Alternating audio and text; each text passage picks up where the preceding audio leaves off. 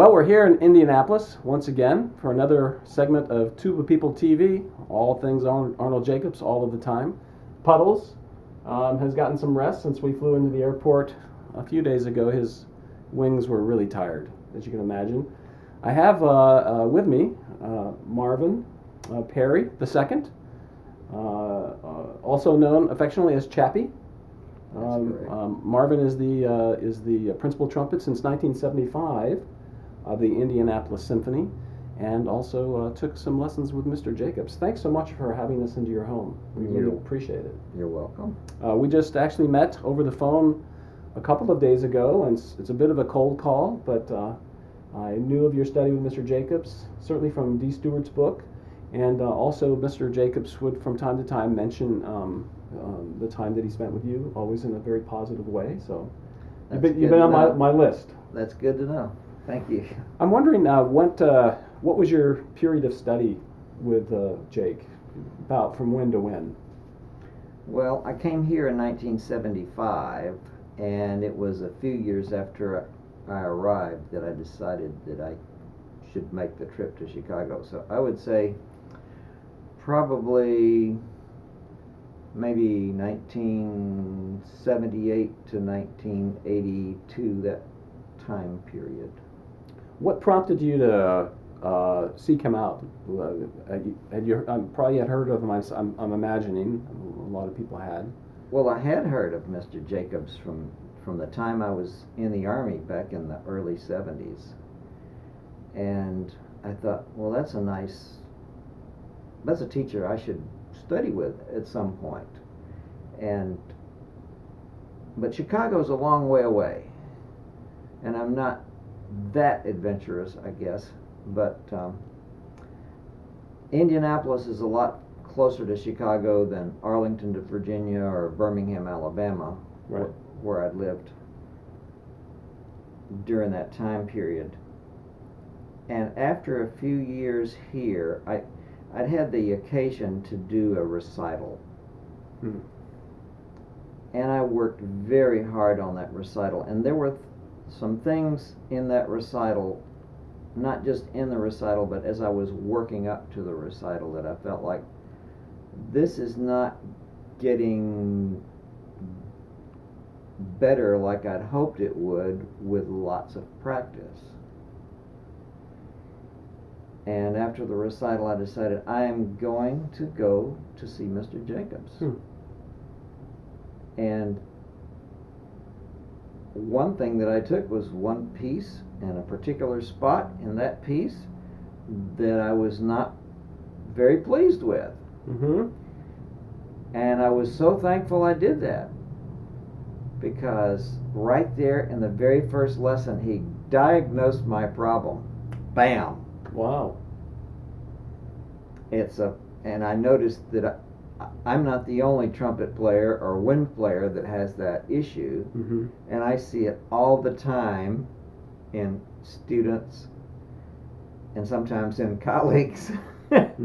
So it. What did he tell you? What did he that notice? Problem? Yeah. Inadequate replacement breaths. I've heard of that. It was one of these long sections. I can tell you, it was in the first movement of the Hindemith Sonata for trumpet and piano. Oh yeah. And it just keeps going and going and building and building, and it's very intense. Well, a lot of Hindemith's music is very intense. Yeah. And I would reach a certain point where I just didn't have enough steam left to make happen what needed to happen. So it began to become more tension filled and oh yeah, not enough air. It was causing me to do other things to make it feel like I was getting enough breath support, but in fact I was just tightening up, and I was getting lower and lower and lower in the tank. Was he able to help you with the air tank? Yeah, right. Yeah, and he often referred to the air tank analogously as the gas tank. Yep. Filling up the gas. Air is free. Go ahead and hot air. Air's a gas. Yeah. he referred to it like that often. Yeah. Well, was he able to help you right away? Yes. The very first lesson I felt, wow. After the first lesson, I knew I needed, for one thing, I needed to plan better. I knew that I could not, for instance, go as long without taking a breath. You know, some people might be able to do that. Yeah. But I'm 5'9", very average build, at least I think. And another thing that I may have been having trouble with, I certainly found out years later, was that I was having a little trouble again with some asthma. Oh. Okay. Now I take some medication for that too, Yeah. but I needed to be able to compensate for what my physical abilities are. So he talked about the changing your bow more often. Oh yeah. Getting just to find places within the phrase to tank up. So I started planning better. Yeah. And when I look at a piece now, that's one of the first things I want to plan. Where you're going to take your breaths. Exactly. Yeah. And if the conductor decides to go really fast or really slow, then I have some options built in. Sometimes I have it already marked in the part. Yeah. The optional spots to take a breath. Yeah. And I've had to become skillful at breathing. Very good. It's not just a matter of blowing it out, it's a matter of taking it in too. And taking it in quickly without a lot of fuss and Yeah. taking away from the music. Very good.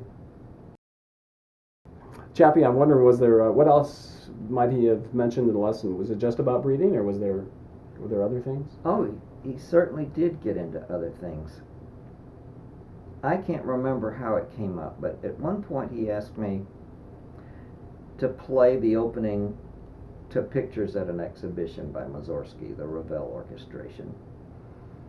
And I played it, and he said, "Bud doesn't play it that loud." He has a very deep voice. Yeah, yeah. And I thought, oh, because the trumpet players, Bud Herseth was Superman Yeah. for an orchestral trumpet player. Mm-hmm. And he played in the Chicago Symphony, which is the most powerful and the best brass section in the world. Mm-hmm. And the reason that I was playing it that loud was probably not because of that, because it's not marked that all that loud. It's not, certainly not fortissimo. It's either forte or mezzo forte. I've forgotten. But I did not know how to get the presence, the body of sound that I needed at a lower volume level. So I was playing louder to compensate. Well, when you play louder, you use up your air faster, and it makes it harder to get those difficult phrases that you have in that opening promenade. Yeah. I mean, if it weren't for the breathing, getting the breaths quickly and making it sound musically, that it wouldn't be nearly as difficult, but Mhm. that's the way it is with a lot of pieces. Yeah. You're right. So that was another thing that became part of what we worked on, was getting to where I sounded the way I needed to sound when I needed to sound a certain way, and make it without having to play louder than necessary.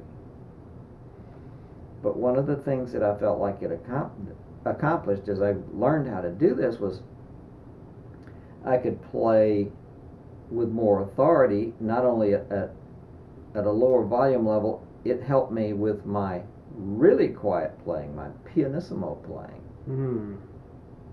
That's great. So just backing off, maybe approaching it from a more resonant point of view, less volume, more resonance, more presence. Yes, exactly. And so that helped your soft playing also. Yes, it helped my endurance too, I think. Well, now you went. There was a period of years there that you went back. Did you undergo a course of study with him, or was it just you'd go up from time to time with problems, or was there something that he would that he assigned you? I took regular lessons. I don't recall that he ever assigned me anything except that I needed to work on different issues. Some of them were breathing issues, like in the very first lesson, but some of them, as we went along more and more, I felt like I would ask him questions based on things that we worked on in previous lessons. And it dawned on me that I needed to change the way I was thinking. I needed to think differently, and I felt like he helped me immensely that way. Just in terms of where you're putting your focus. You betcha. It changed the way I sit down and look at a piece that I have to prepare for a performance. It changes the way I start my day on the trumpet, what my goals are. How so? What was maybe what was something? How did you approach it before, and how did you approach it after? Well, one of the things that I used to do was I used to spend a lot of time just warming up. In my first season in the Indianapolis Symphony Orchestra, I remember having to go out and play 2 pretty physical concerts in the morning in public schools. And if I spent all the time warming up that I had been accustomed to doing, right, it was hard to have the energy to get all the way through both of those concerts. Yeah, you didn't have the recovery time. No. Yeah. So I really rethought my warm-up, and I don't even think the same way about it. Did you talk about warm-up with him? Was it did you guys have a discussion about what is a warm-up? Not necessarily the component parts, but just the whole notion of a warm-up. Well, what Mr. Jacobs did was actually to help me connect the dots from what another one of my teachers had said years ago, another low brass player, Donald Knobb. Very good. Go low brass. Yeah. Well, Don Knobb was a very relaxed, beautiful sounding bass trombone player. Yeah. And he was my brass quintet coach and my low brass instrumental methods teacher when I went to the Eastman School of Music. And Don, one day in one context or the other, I can't remember, said, the purpose of the warm-up is to establish a concept for play. And I realized I was going through a whole bunch of motions that often could get me exhausted, but did not necessarily help me to start sounding the way I wanted to sound. So sometimes you would sound good in your warm-up, and sometimes you wouldn't, and it wasn't about the sound, it was about going through the motions. You betcha. Well, I was getting good exercise. Yeah, right.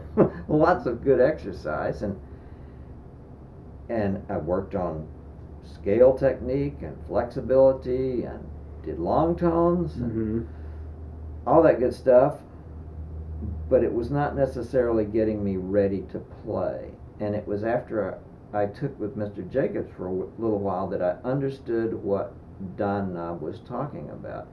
Mr. Jacobs, for instance, said that I should be able to think a sound and produce it.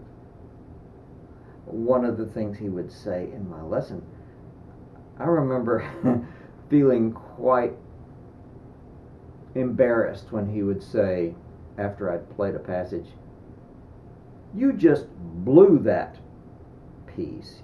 You didn't play it." Oh. How do you think Bud would sound if he played that? Well, I've heard the Chicago Symphony a few times, and I have quite a few of their recordings, and I would try to imagine in my mind's ear what he would have sounded like or what I remembered him sounding like. Yeah. And I would try to produce that. And much to my amazement, I would sound much better right away. It's amazing, isn't it? It is. Yeah. There was something else that had happened right about that time. I had had a number of Maurice Andre recordings from way back, Musical Heritage Society. Mm-hmm. And I'd been listening to those recordings. Well, about the time I started taking with Mr. Jacobs, Maurice Andre came to Chicago and played on a recital. Wow. At the University of Chicago with a French organist. Oh, okay. And yeah. hearing him live just really blew my mind away because I didn't realize what he sounded like in person. I was disappointed on one hand that I only heard him play piccolo trumpet. But on the other hand, when I went back home, I started trying to think the way Mr. Jacobs would have me think and say, okay, I should try to remember what he sounded like up close when he played the piccolo trumpet, right. when I played the piccolo trumpet. So, again, much to my amazement, I started making friends with my piccolo trumpet instead of having a fight with it every time I picked it up. That's great. That's a great story. That's a great example. Chappy was telling me off camera about another time that you went to see Mr. Jacobs that had to do with the Indianapolis Symphony on rather short notice, asking you to play a solo at a summer concert, and you chose for a number of reasons the Hummel. Yep. You thought, well, I should take this to Mr. Jacobs. Maybe you can elaborate on that. Well, it was going to be outdoors, and I didn't have long at all to prepare. But I took it to Mr. Jacobs, and I was playing the first movement, and I hadn't even finished the first page when he stopped me and he said, "You don't like the way that note sounds on your trumpet, do you?" And I said, "No, sir, I don't."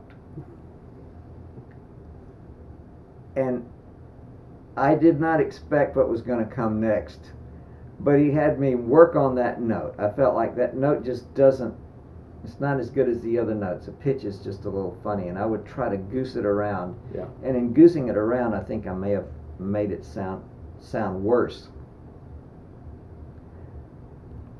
Well, Mr. Jacobs was a very smart man and very sensible. So sensible that I'd go home after lessons and think, boy, that made so much sense. Why didn't I think of that? Mm-hmm. Well, I never would have thought of this. He had me sing that pitch, and he had me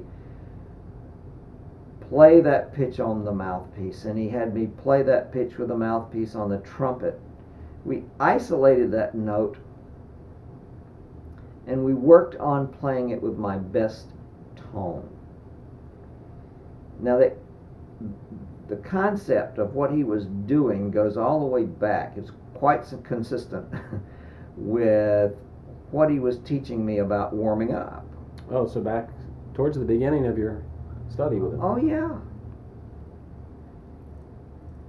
When I would warm up, or when I would be warming up, say, in his office after a 4-hour trip to Chicago, right, he would listen to me, and he encouraged me to find a note, any note. Play your best note, a note in an easy register for you to play, and yeah, a note that you know that you sound good on, and to work on that note and make it sound the best, the most beautiful, the easiest, and then take that pitch and make that the model for all the other notes that I was going to play. So I would take that pitch lower, and I take it higher, I play it softer and louder, start mixing in some articulation, take it even higher, mm-hmm, more articulation, always remembering in my mind's ear exactly what I wanted to sound like. No matter what the duration, the quality ought to be the same. So it was quite consistent with that idea for Mr. Jacobs to work on one note on that trumpet. Mm-hmm. It's not the best note on that trumpet, but it's not a bad trumpet, and it's not a good enough reason to get rid of it. Right. And it was amazing to me that after we did that, I went back and I started incorporating it into the passage. Now, before, knowing that that note was coming up would affect the way I would play the rest of the notes. Mm-hmm. So I'd be kind of tensing up. I would be preoccupied with that note. Yeah. So when I incorporated it back into the passage after working on it, not only did that note sound better, but so did the rest of the passage. And when I took out a tuner to start checking myself on it, lo and behold, I was even playing the pitch better. So I've decided since then, and I try to steer my students to do the same, to work on making the note sound good and then worrying about the pitch. If you've got a good tone quality on it, if you're close to the pitch, even if it's off just a little bit, it's going to be a lot more convincing than if you're dead on with a pitch and it just doesn't sound good because you're trying to goose it somewhere it doesn't want to be. Right. Yeah, I suppose there's even a certain amount of how we perceive sounds, that if it's not a very good sound, it could actually, our perception of the sound could color how we hear the pitch even. Oh, yeah. So that goes hand in hand then. Trumpets are particularly tricky because our sound is so directional, and we're at the worst possible place to hear what we sound like. We're on the back end, and we really need somebody on the front end telling us when we sound good and when we don't. So we're guessing a lot. Right. Chappy, one of Puddle's most favorite orchestral pieces is Scheherazade, and he was so pleased to find out that you had a story about Mr. Jacobs and the first trumpet part to Scheherazade. Can you share that with us? Oh, sure. Scheherazade is one of my most fun pieces to play. And it became even more fun after working on it with Mr. Jacobs. We had it coming up in a concert, and I figured, boy, it's about time for me to have a lesson with Mr. Jacobs, so I will take this piece in with me. And maybe he can help me with my tonguing. Well, if you know Scheherazade, you know there's lots of articulation, especially rapid articulation. And the key is getting it out in time and making it clear to the audience. Being articulate with your articulation. And sometimes speed is a big deal because certain conductors get a little carried away with the tempo, especially near the end. Yes. And I want to be ready no matter what they do. Well, much to my amazement, Mr. Jacobs worked on Scheherazade with a different tack than I expected. It was not so much about my articulation. It was about what happens after the articulation. In other words, the sound, the tone. It made me also rethink my articulation, the way I even teach it. When I have a student working on double tonguing or triple tonguing or single tonguing, we work on it with the idea of getting to your tone, your best tone, as quickly as possible. But he worked on my tone quality in those rapid tonguing passages. And when I went back to play it about a week or two later with the orchestra, I was just amazed at how easy it was to play this thing. I had a great time, and my colleagues knew I was having a great time, and they were very complimentary. They enjoyed listening to me, and I enjoyed playing it, and it was it was even more fun than it had ever been before. That's great. And when I play Scheherazade, like we played it last week, I remember, no matter how fast you're playing, you should always make sure you sound good. Mm-hmm. That's great. I think one of the reasons why Puddles like Scheherazade is because of the rapid tonguing at the end. It reminds him of gunfire. And, Machine yeah, guns. he's escaping the machine guns. So, now what about? I remember in your entry, your contribution to D. Stewart's book about Mr. Jacobs. There was a B minor mass and a broken rib. Well, this would have been months before the B minor mass performance, but it certainly affected that performance. It was around November or December, that I'd had an accident and cracked a rib while working on an automobile. Okay. It was an old automobile that my parents had owned, but I had to play part of the Messiah at church, and I was playing it on the little trumpet. This is after my doctor had put me in a rib brace. Hmm. And I thought, my goodness, I think I'm going to die. It felt like I was going to explode. And I called Mr. Jacobs and I said, what's going on here? And he said, you should come up here. It'll be worth your time.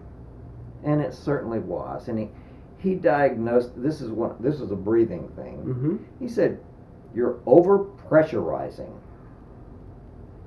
Well, that was a very valuable lesson, because every time we go up an octave on an instrument, a brass instrument, yeah. the necessary pressure doubles. Right. The unfortunate thing is, many trumpet players, we are real blowhards. We more than double it, and then when we drop down to where we were originally, we're playing with way more pressure than we even started. Of course, that affects the tone. Right. And that ought to be the tip-off to us, if we're really being the musicians that we should be, that we are doing bad things when our tone starts getting more and more strident. Yeah. But he worked with me about my breathing technique,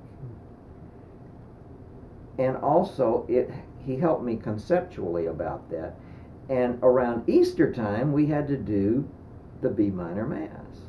Well, previous to that, when I'd done the B minor Mass, there were moments where I would be blowing so hard that I would start seeing spots in front of my eyes and go kind of blank for a moment.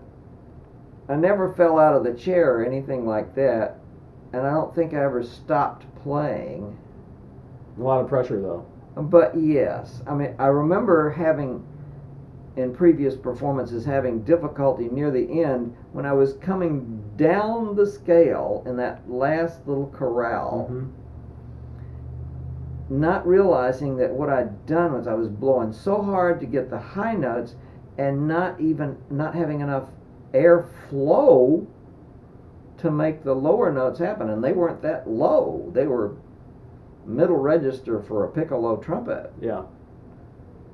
But I got through that performance, or it may have been a couple of performances, and I didn't see any spots. I didn't feel close to blackout, and I felt like it sounded better too. That's great. And I've had other people come to me working on the piccolo trumpet, especially people starting out on it, and I feel like I'm able to, because of that, help them to make friends with that instrument. Mm-hmm. You don't want to blow it too hard. Right. And you don't have to kill yourself on it. And I remember one particular college professor who played in a part-time professional or semi-professional orchestra, had to work on the same piece. And he came over here for a lesson, and afterwards he sent me a letter saying, "Oh wow, it went really well, and thank you so much." Oh, that's great. That's great. So that's about the injuries and dealing with our physical limitations. But I would sometimes take my children with me to lessons too. My wife went to at least one or two, Mm-hmm. and she would be amazed at what Mr. Jacobs could prompt me to do. Going from one moment to another, she'd say, "Why, after he said that, you sounded like a totally different player." She meant a totally better player, Yeah, of course. Of course, yeah. And Mr. Jacobs was so gracious with my children, too. I remember one of them was down on the floor with his Legos in his studio downtown, Yeah.